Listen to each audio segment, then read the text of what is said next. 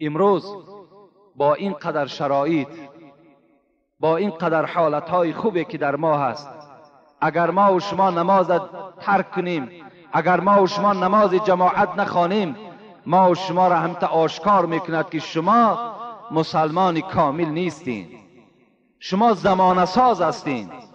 تا دیروز یک زمانی بود که آمدن مسجد جنایت بود، برای تو یک بانه بود که مرا حکومت نمیگذارد، در قانون ممکن نیست. امروز الحمدلله چنان راهبری داریم که عدلش تمام جمهوری ما و شما را فرا گرفته است. مرحمت رفته در مسجدهاتون نمازتون خوانین. اینجا دما است دارو برای ریش، موی سر، دارو برای پهمیت، بیسپلود داولین است برای گمروی استوب. آدمایی که سخن دیابت دارن برای نرمال کردن سخن دیابت، همچنین شامپون ها برای مو وظیف کردن، هم برای پیشگیری کردن که توشتو نریزه، برای خراب کردن است، برای فربی کردن است، سمیون میناکسیدیل است برای ریش و موی سر. همچنین برادران بسیار داروها برای کیرمن هست.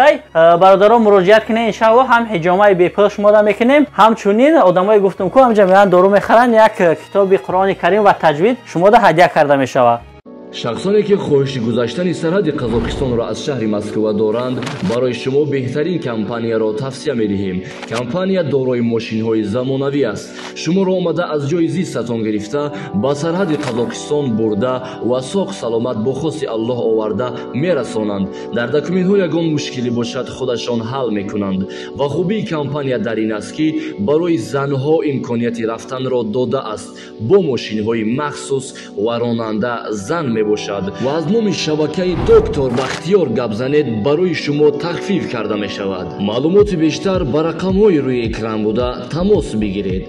انسان ها چشم های مانند یافت می شود، دست های مانند یافت می شود، قد های مانند یافت می شود، لیکن نوک انگشت مانند در دنیا وجود ندارد.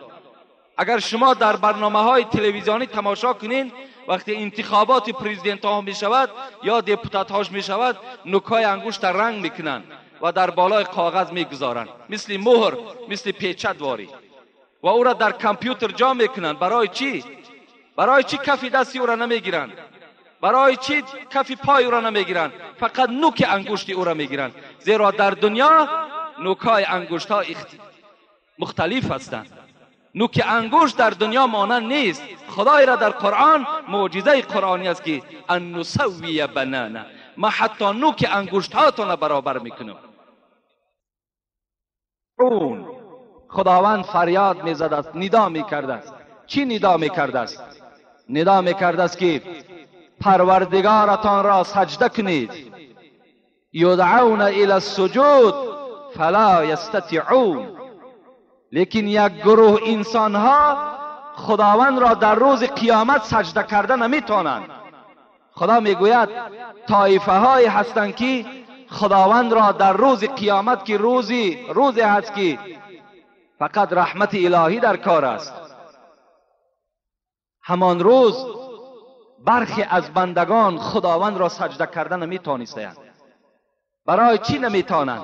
مفسران میگویند که همون انسانهای سجده کرده نمیتونند که میانهای اونها همون ستون مهره که امروز چقدر به آسانی خم و راست میشود، این ستون مهره ها یخ میکنند، یک لخت میشوند، دیگر راست میماند، سجده کرده پروردگار نمیتونند. برای چی نمیتونند؟ یوم یکشف عن ساق و یدعون الی السجود فلا یستطیعون خاشعة ابصارهم ترهقهم ذلة. وقتی که خداوند میگوید سجده کرده که نمیتونند، چگونه اونها را یک خجالت فرو میگیرد، چشمهاشان میشکند، چشمها را پیش سینه ها را نظر میکنند و یک ذلت، یک خاری اونها را فرا میگیرد. چگونه ای که در دنیا یک آدم ما و شما در بالای جنایتش به دست میگیریم، در بالای زیناکاری به دست میغلطد، یا بینماز است، در بین مردم خجالت است، از این هم خجالت وزنین در روز قیامت همو انسانهای را فرا میگرفت است که در محشرگاه پروردگار را سجده کردن نمیتونند، سجده کردن نمیتونند. در دوامش میگوید خداوند وقد كانوا يدعون الى السجود وهم سالمون. برای چی اینها پروردگار را در روز قیامت سجده کردن نمیتونند؟ زیرا که در دنیا اینها تنی سالم داشتند، اینها دستهای با قوت داشتند، پایهای حرکت میکردگی داشتند، میانهای خم و راست میشدگی داشتند. لیکن در دنیا که خداوند اینها را به سوی سجده، یعنی به سوی نماز با جماعت دعوت کرد، اینها در دنیا که رد کردن، در قیامت اینها خدا را سجده کردن نمیتونند. ایرا مفسرات چگونه که یاد کردم ابراهیم تیمی میگه یعنی الى الصلاة المکتوبه بالاذان والاقامه، همین و هم سالمون که خداوند میگه اونها سالم بودند، تنی صحت داشتند، لیکن در دنیا که خدا را سجده نکردن، ابراهیم تیمی میگه که مراد از این سجده این نماز هست که از مکانی که اذان و قامت گفته می شود ان همون نماز در نظر داشته شده است، یعنی نمازی با جماعت است. سعید ابن مسیب باشد چی میگوید؟ کان یسمعون حی علی الصلاة حی علی الفلاح فلا یجیبون و هم سالمون. سعید ابن مسیب میگوید مراد از این سجده که پروردگار در این آیت خبر داد، این همون سجده هست که مؤذن فریاد میزند حی علی الصلاة، بیایید به سوی نجات، حی علی الفلاح، انا در همین مسجد نجات است، انا در همین نماز با جماعت نجات است. فلاح از کلمه نجات است، در اینجا شما نجات میابید، در اون خانه نه. بعضی از بیخیردان موی سفید است، ریشش مثل کفن واری سفید است، امروز یا فردا خبر مصیبتش میرسد میگه در خانه هم که خانه باکی ندارد. شرم به تو باد. این نصیحتی پدرانه تو اگر این باشد، خودت در روز قیامت پروردگار را سجده کردن نمیتونی.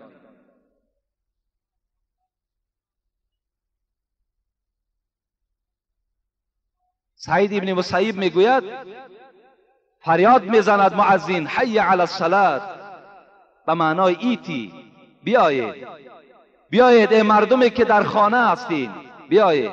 برای چی میگوید حی علی الصلاة؟ فریاد زده ایستاده است خیزید از خانه ها را ترک کنید. در خانه باید زن نماز خواند، در خانه باید نماز سنت خوانده شود، نماز نافله ها خوانده شود، برای فرض نماز در مسجد خوانده شود. حی علی الصلاة، بیایید به سوی نماز. حی علی الفلاح، انا در همین نمازی که در جماعت خوانده می شود، سعید ابن مسیب میگوید خداوند میگوید که انا در همین نماز چی است؟ نجات است. میشنوند صدای اذان، میشنوند. یا امروز صدای اذان شنیدن شرط نیست، در محله که مسجد هست باید که در همون محله تو میشنوی نمیشنوی نمازت باید با جماعت خوانده شود.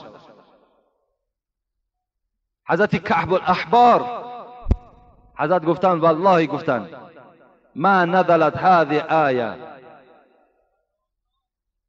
فی الذین تخلفوا عن الجماعه فأی وعید اشد من. حضرت کعب الاحبار میگوید این آیه که در سوره قلم است که ما تلاوتش کردیم، قسم به خدا میگوید سبب نزول این میگوید فقط و فقط در حق آن کسانی هستند که تخلفوا عن الجماعه، از جماعت بیزاری میطلبند، از جماعت پرهیز هستند، جماعت را بد میبینند، در جماعت اشتراک نمیکنند. قسم به خدا میگوید این آیت فقط و فقط در حق اونها نازل شده است. ایرا کعب الاحبار در تفسیر همین آیت میگوید و حضرت میگوید از این آیت را دیده برای آدمانی که نماز جماعت را ترک میکنند دیگر وعیدی سخت در قرآن وجود ندارد. امروز با این قدر شرایط، با این قدر حالتهای خوبی که در ما هست، اگر ما و شما نماز ترک کنیم، اگر ما و شما نماز جماعت نخوانیم، ما و شما را همتا آشکار میکند که شما مسلمان کامل نیستین، شما زمان ساز هستین. تا دیروز یک زمانی بود که آمدن مسجد جنایت بود، برای تو یک بانه بود که مرا حکومت نمیگذارد، در قانون ممکن نیست. امروز الحمدلله چنان راهبری داریم که عدلش تمام جمهوری ما و شما را فرا گرفته است. مرحمت رفته در مسجدهاتون نمازتون نخوانین. قانون برای ما و شما امروز هیچ مانعی ندارد، هیچ صدی راه نمی شود، فقط ایمان کامل در کار که تا که سنت پیغمبر تا ترک نکنی. صوفی علیه را خدا رحمت کند در رشته های نظم میگوید بخصوص آن گزیده دو صحرا، خاتم انبیا حبیب خدا، آن حبیبی که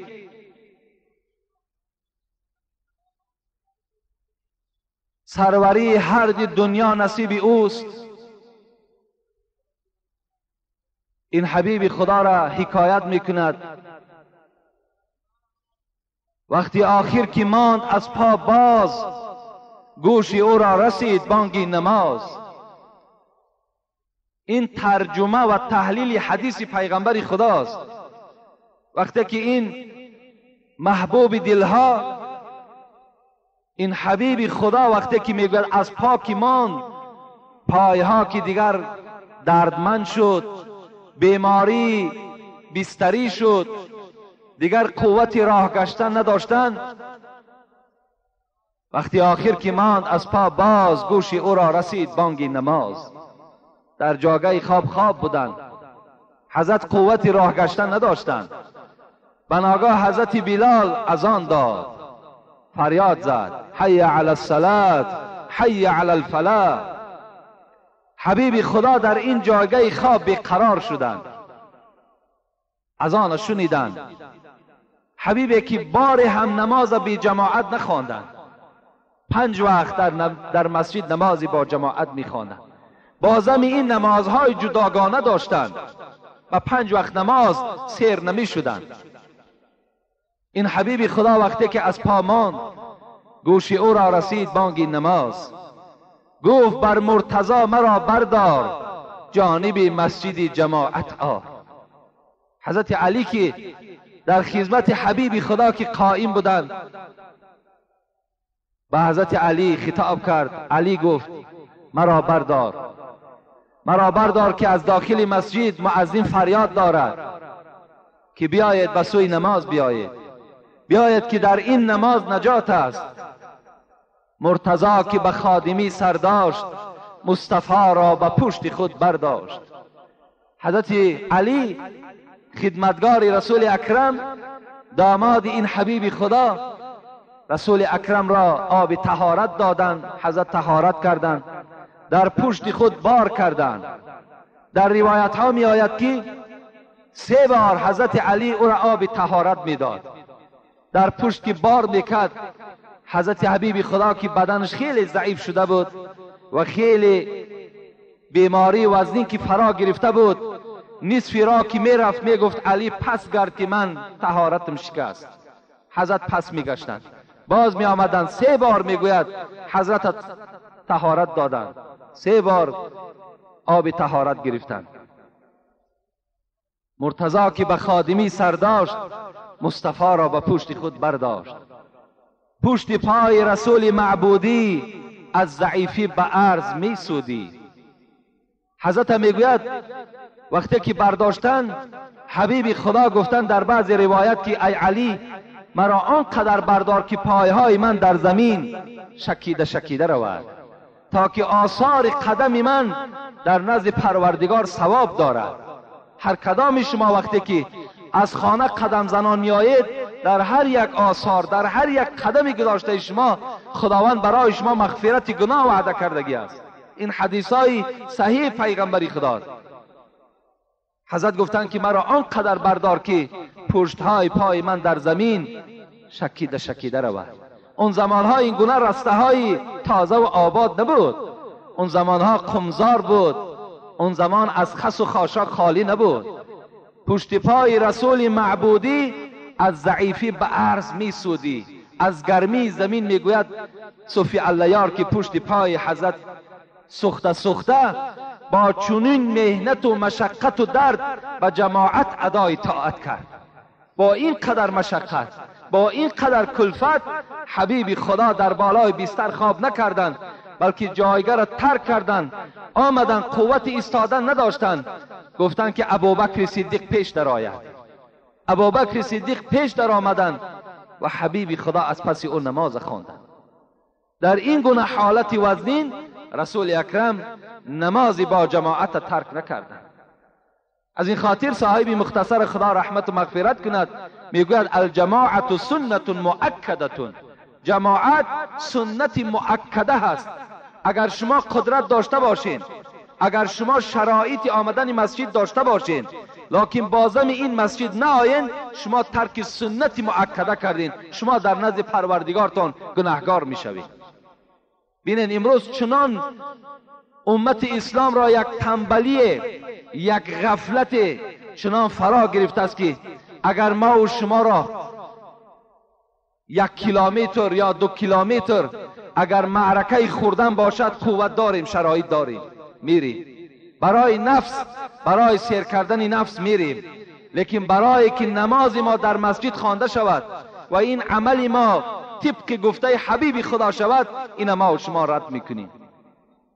به نزد هر طعام پهلوانی، خدا رحمت کند جنونی را، حال ما و شما را دیدن طعام خورها، نفس پرورها، ما و شما را دیدن حضرت چی گفتن؟ خطاب کردن به نزد هر طعام پهلوانی، به وقتی بندگی رنگی زنانی. وقتی اگر عبادت پروردگار شود، وقتی که اذان از بالای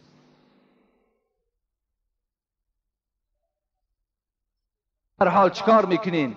مثل زنها واری عذرهای شما پیدا شدن میگیرد، هر گونه عذر را پیش آوردن میگیری. بچم پام نمیشود، بچم وقتم نیست، احوالم بدای، در خانه هیچ کس نیست، لباسم بی نمازای و هر گونه عذرها پیدا شدن میگیرد. به نزد هر طعام پهلوانی، به وقتی بندگی رنگی زنانی. روی کوها به عزم بیل دسته، به مسجد می شود پایت شکسته. همه جا می رای، مثل گاواری خوراک تک خورده می تانی. تمام دنیا را اگر بارد کنن، بار دنیا را کشیده می تانی. اگر در یک زمین داشته باشی، برای زمینت از سحر تا دیگه در همون زمین می ایستی، برای که 1 ماه یا 2 ماه خوراکی تو پیدا شود. لیکن در یاد تو آمدن مسجد هیچگاه نمی زند، دل تو بار هم به مسجد نمی سوزد. امروز شکرانه کنین، خدا این استقلالیت و این آزادی را برای شما داده است. باور کنین این نعمت گران است. خودتان میشینین میگوین که تراویح را خوانده نمیتانستین. شما همین سخنها از زبان شما پدرهای عزیز میبراید، تراویح ما خوانده نمیتانیم، پدرها ما را بدرقه کردن فلان و فلان. امروز الحمدلله که این شرایط بهترین آمده است، چرا شما شکر نمیکنید؟ درهای مسجد کشاده است، فقط آدمی با تقوا میکند میکاود، فقط آدمی ایماندار میکاود. مرحمت بیا دروازه ها هوی، دیگر چی بانه داری؟ کشی چون گاو دائم بار دنیا، شوی در خدمت مولا کسلها. مثل گاواری دنیا را در طلب دنیا، در پرورش نفست غطه زدگی هستی، لیکن در خدمت مولای خودت، در فرمان پروردگار خودت این قدر عاجز آمدی. حضرت عمر خدا رحمت و مغفرت چون کند، بار نماز عصر را خواندند. نماز عصر خوانده شد، فاتحه و دعا کرده شد و بر جمعیت نگاه کرد. اونها عجیب ایمان با قوت داشتند. جماعت نظر کردند که 1 نفر در جماعت اشتراک ندارد. حضرت گفتند فلانی در کجاست؟ گفتند شاید بیمار باشد. حضرت عمر از مسجد راست خانه همون کس رفتند، چرا در جماعت اشتراک نمیکنه؟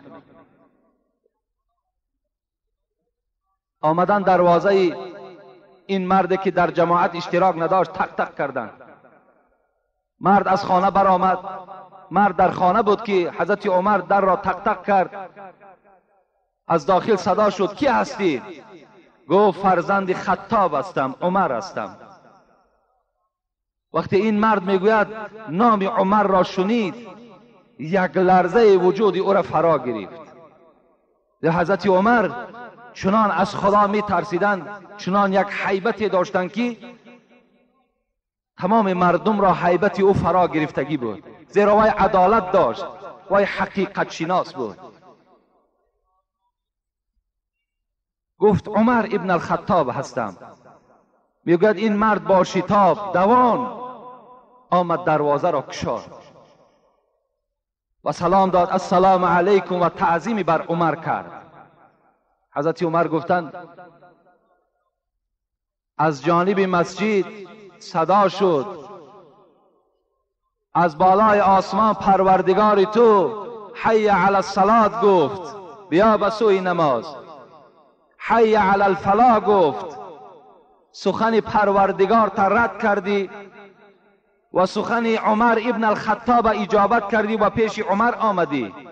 از خدا بترس گفت، از خدا بترس که سخن عمر برای تو قبول شد، دروازه را به بالای عمر کشادی، دوان دوان آمدی، لیکن سخن پروردگار تا رد کردی.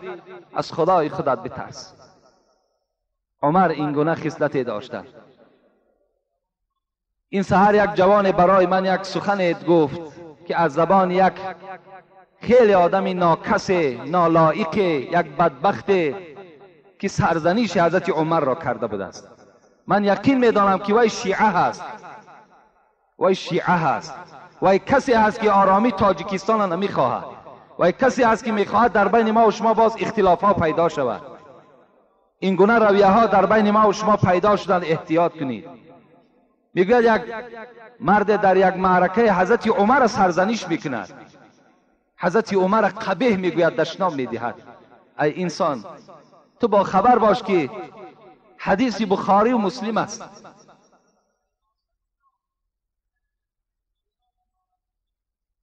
باری میگوید پیغمبر خدا در طرف راستش ابوبکر صدیق بود، در طرف چپش حضرت عمر بود. میگوید به طرف مردم اشاره کرد، روز قیامت گفت دستای هر دی ایشان کف دست ابوبکر دست عمر.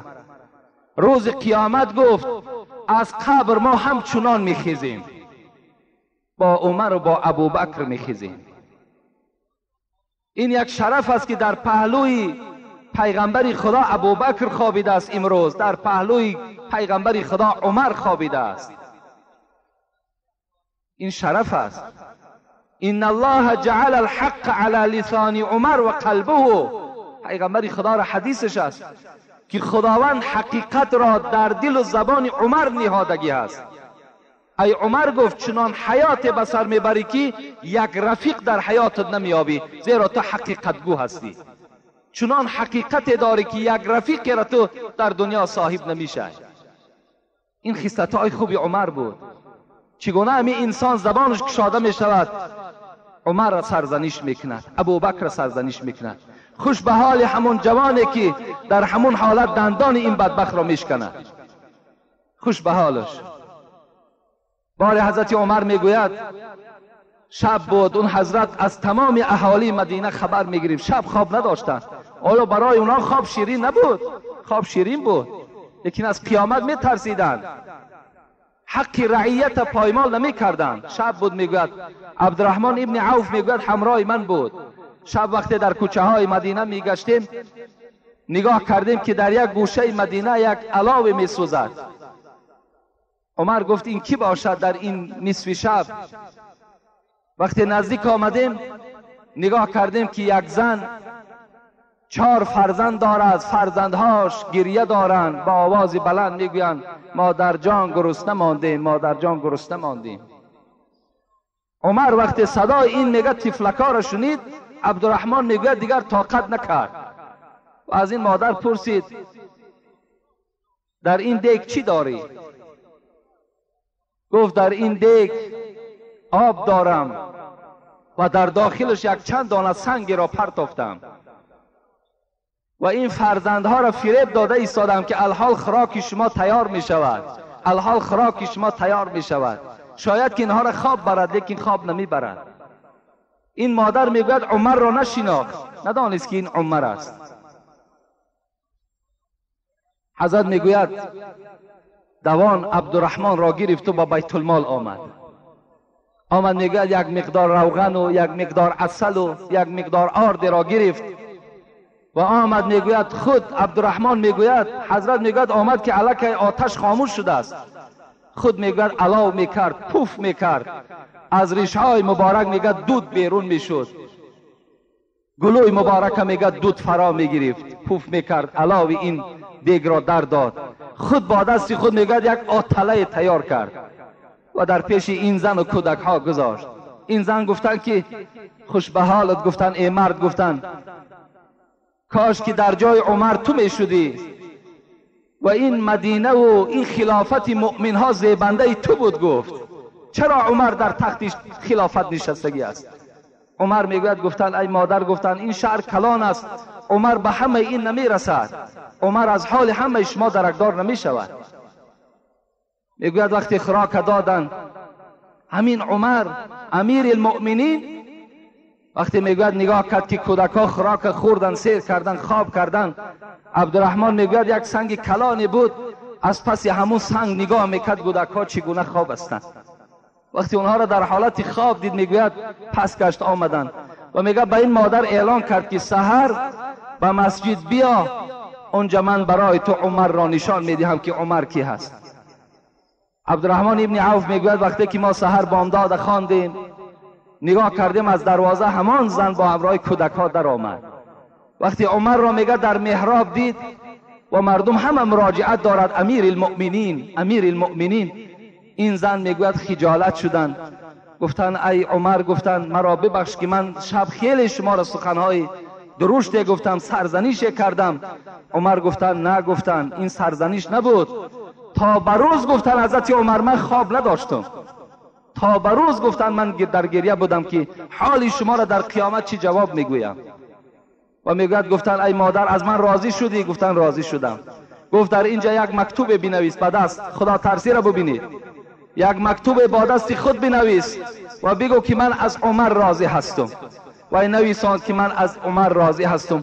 عبدالله ابن مسعود فریاد زد، عبدالرحمن ابن عوف فریاد زد، گفت در زیرش امضا کنید، امضا کنید که این زن از عمر راضی هست. میگوید امضا کردن و گفت ای گفتن پیروان عمر، گفتن وقتی عمر از دنیا میگذرد شما را به خدا قسم میدهم که همین در پهلوی من در قبر همین مکتوب گذاره تا که در پیشگاه خدا من جوابگر نباشد. عمر چگونه شخصیت بود، این گونه خدا ترسی داشت. این نجس ها و این بدبخت هایی که عمر امروز ملامت میکنن خودشان چی خدمت کردن؟ خودشان کی هستن اونها؟ اگر اونها را تفتیش کنیم با که یگان حرامی هست، وای از بلد زنا هست، وای حلالی نیست، بار هم وای بدبخت دو رکعت نماز تهجد در شب خواندگی نیست، یک آدم نماز خوان کردگی نیست، میخیزن عمر سرزنش میکنن. در این مسئله ما و شما با احتیاط باشیم و این عمری هست که برای نمازی با جماعت اینقدر کوشش میکردن. اگر عمر از خدا نمیترسید پس کجا خیس رفت برای یک آدمی که در قوم در جماعت اشتراک نمیکند برای او شده اینقدر سرگردانی کردند و یا اینقدر تحقیر کردند. انشاءالله من جمعه آینده در باب این فضیلت های نماز جماعت باز با شما صحبت میکنم، زیرا خیلی حدیث های پیغمبر خدا ناگفتمان و به همه شما خبر میدهم که روز سه شنبه چگونه که همه شما انشاءالله میدانید یا کسانی که ندانند، روز سه شنبه ما و شما باید که روزدار باشیم. یعنی روز دوشنبه خدا خواسته باشد نماز تراویح میخوانیم، کار کنین که البته جماعت های مسجد ترک نکنین. برای همون چهارسومی که در صدقه فطر ما و شما را میدهند برای او شده ترک سنت پیغمبر در راه ندهین. کار کنین که نمازهاتون در مسجد خوانده شود. زود است که این میگذرد. صدقه فطر شاید هم 50 سامان شود، 100 سامان شود، لیکن ثواب این نماز با جماعت، ثواب اینی که در مسجد خوانده می شود، این خیلی زاید است، خیلی زیاد است. و به همه امام ها هم یک التماس دارم که در همین یک ماه مبارک کاری کنند که در بین مردم ترغیب و تشویق کنند، مردم به سوی مسجد دعوت کنند، در بین مردم در نیم ساعت اقلا جدا کنند، در بین مردم امر معروف کنند، نهی از منکر کنند. این افضل و بهتر است.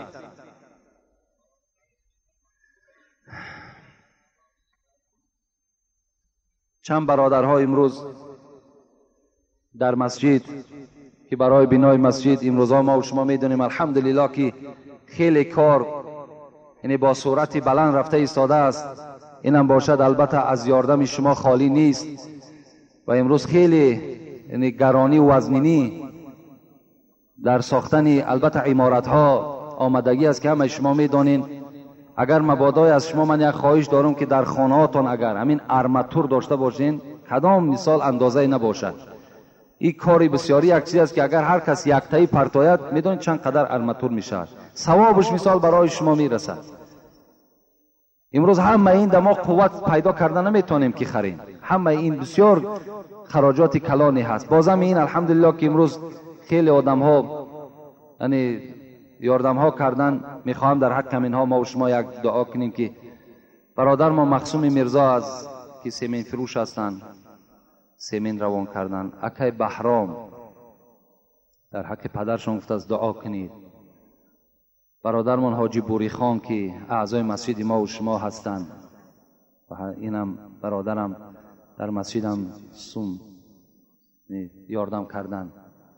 یک برادر دیگه میگه جیر قلم میرفته است، همینجا یک مبلغ گذاشته است که در حق من دعا کنید. انا ارکیتکتری شهرم برای کشیدن رسم همین مسجد خدمتی خودشون گذاشتن، در حقشون گفتن دعا کنیم. برادر ما خیرالدین پسر اکای باقی مراد یک قالین میگد آوردن به مسجد. فتح الله پسر بابا خان و مگزین ساختمانی که میخچه و تخته و دیگر چیزها آوردن در حق اون کسانی که در ساختمان مسجد یاری رسانده ایستادند. یعنی در اینجا باز به زمانی که جوانهایی که ما با پول کار میکنن، باز مثل بابای حاجی شاهین و بابای شریف و دیگر دادرهایی که من به اونها خبر میدهم میان در اینجا خدمت میکنن، خیلی خدمتی کلان اونها رسیده ایستاده است. بابای استاد شریف است،